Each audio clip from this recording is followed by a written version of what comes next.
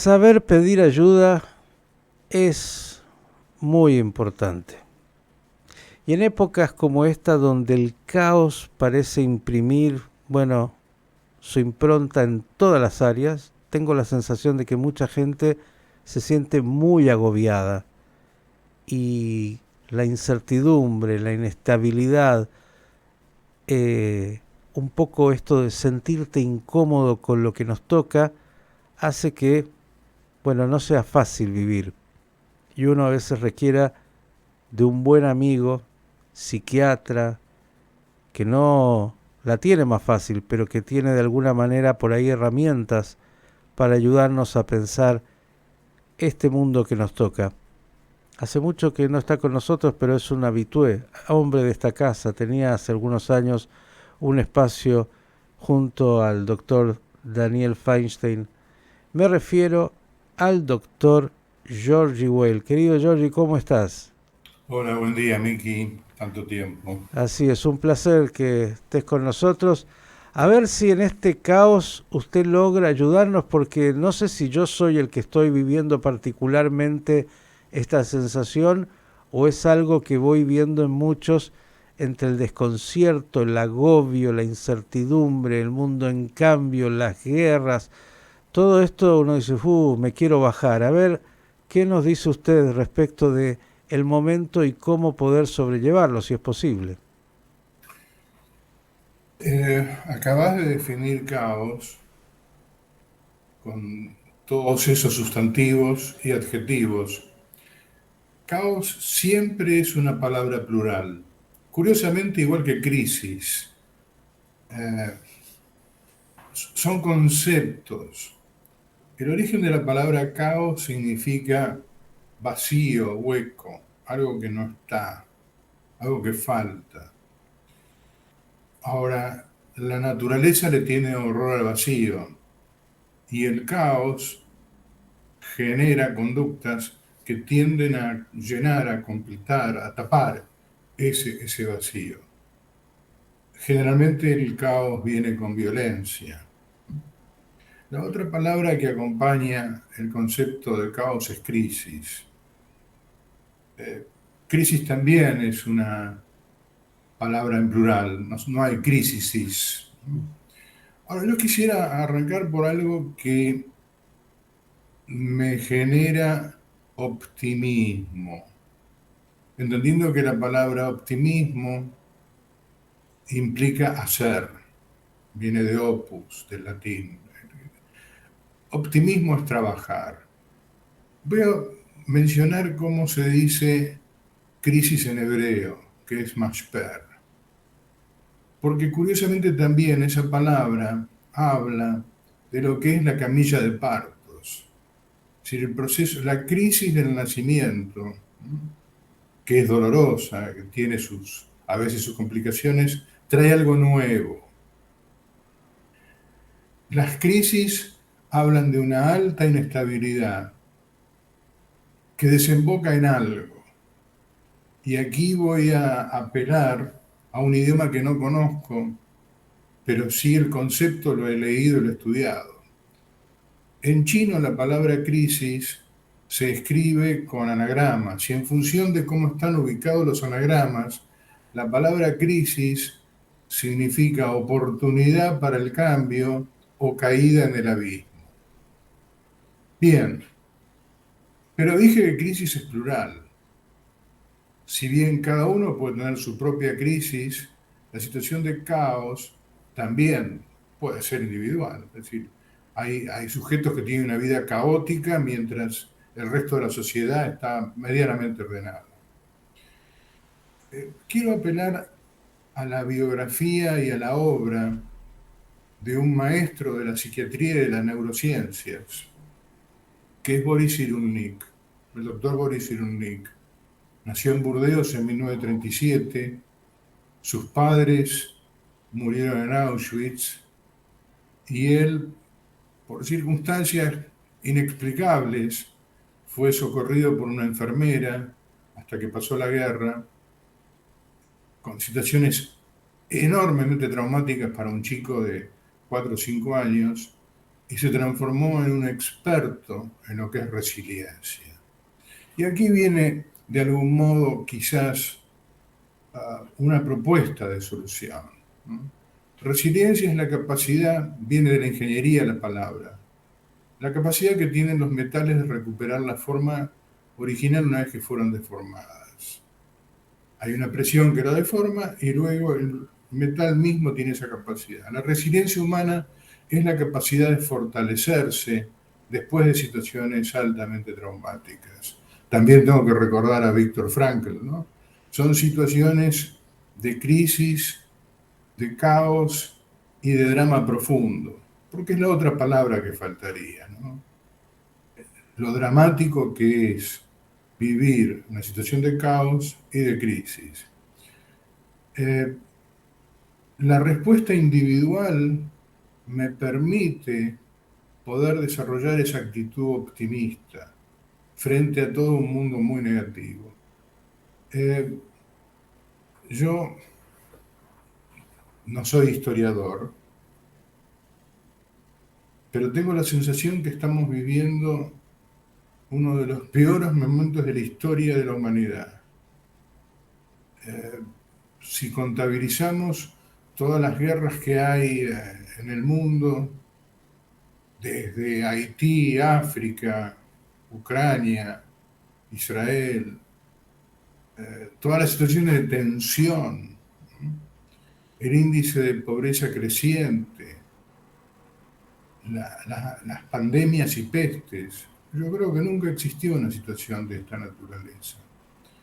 Podemos hacer en forma conjunta, plural, de esta crisis una posibilidad de cambio o caer en el abismo. La humanidad nunca cayó totalmente en el abismo. Siempre hubo esa postura optimista de poder hacer, de poder trabajar, de poder salir adelante. Has dicho tantas cosas importantes que con esto yo podría decir está, pero quiero ir al consultorio. Hablaste del caos como el vacío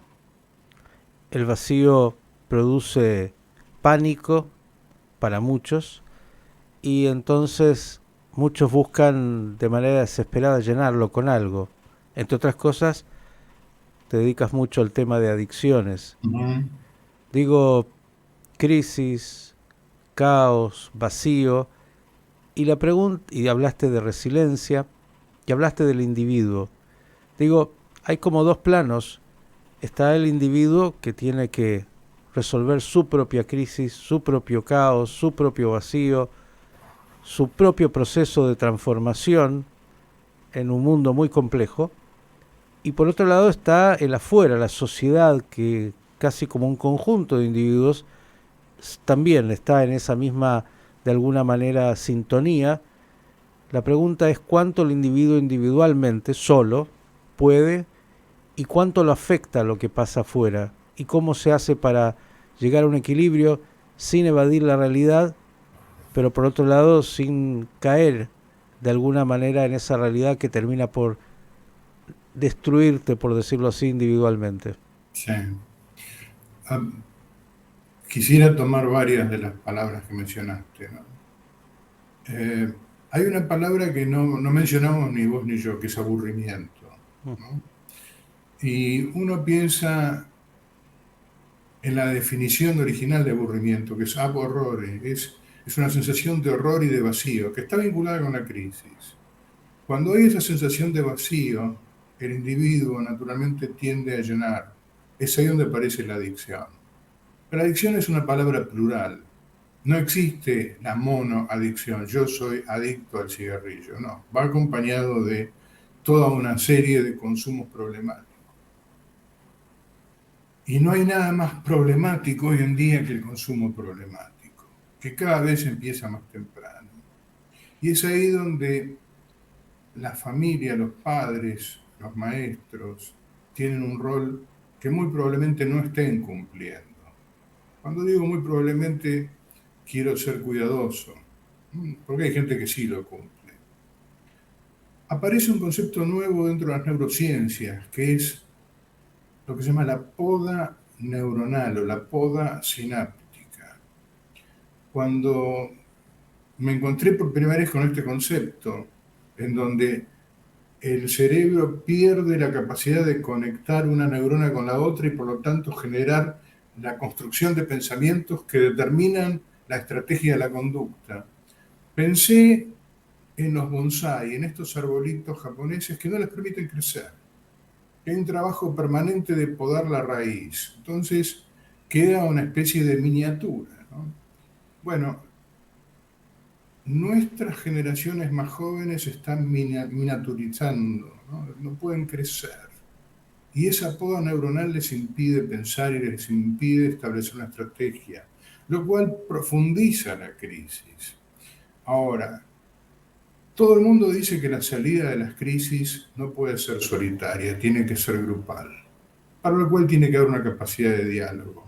Para que exista diálogo tiene que haber una capacidad de pensamiento articulado en donde yo diga, vos me escuches, me respondas, yo te escuche y los dos salgamos ganando, aprendiendo de las diferencias. Lamentablemente esto no está pasando. Pasamos directamente a la acción. Y aquí tengo que mencionar también a otro de mis héroes literarios, ¿no?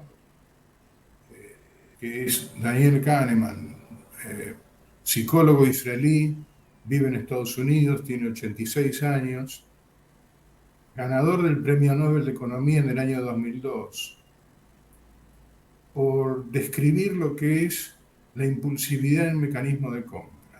A partir de ahí surgió toda la teoría del pensamiento lento y del pensamiento rápido. La gente piensa que el pensamiento rápido es magnífico. El pensamiento rápido no es pensamiento, es acción directa.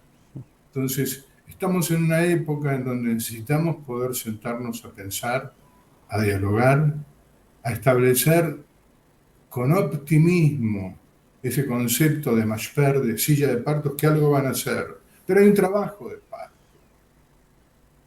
en donde los humanos participamos y tiene que haber la voluntad de que las generaciones que siguen sean mejores que las nuestras y que el mundo pueda seguir adelante.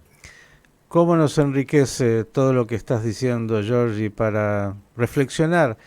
Pero quiero ir hoy para cerrar, aunque todo esto es para continuar, y digo, esto es pensar, ¿m? Pensar las noticias es esto, porque si no vamos a lo importante, terminaremos siempre en lo anecdótico. Hablaste de este fenómeno del aburrimiento, Uh-huh.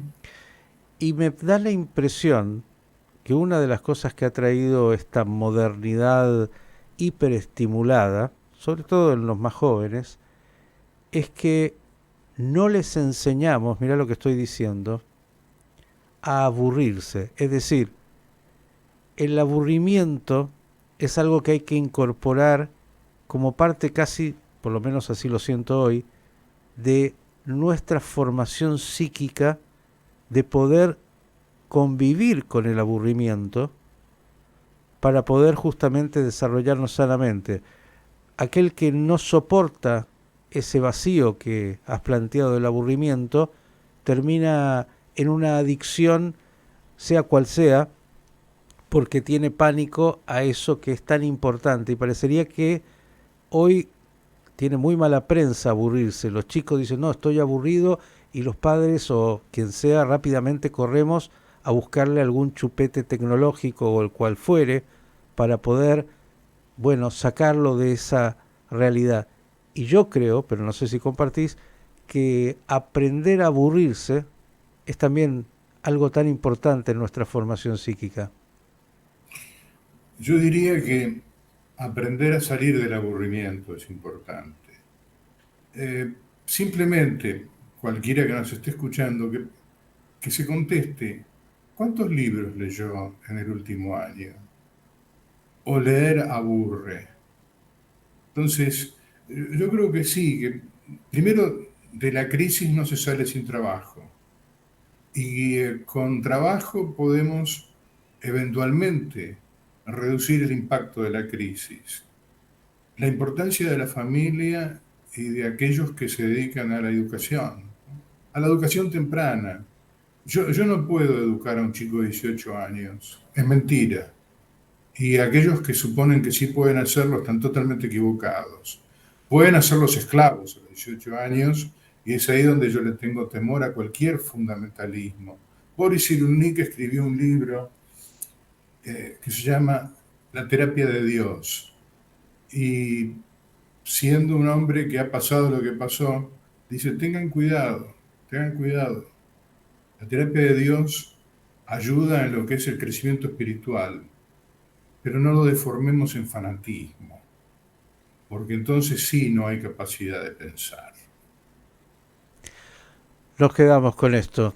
Creo que nos has dado tanto que solamente podemos todos agradecer y esperar, Giorgi, tenerte nuevamente para seguir ahondando sobre lo que es este mundo y nosotros en él, con todos los desafíos que tiene. Gracias, y sé que ahora en un minutito ya tienes a tu Sí. primer paciente, así que ojalá puedas darle de toda esta experiencia y sabiduría incorporada para ayudar como haces a tanta gente. Un abrazo y gracias. Gracias por tus generosas palabras. El doctor Giorgi Weil, ayudándonos a pensar que de eso se trata, sobre este momento particular que vivimos individualmente y colectivamente.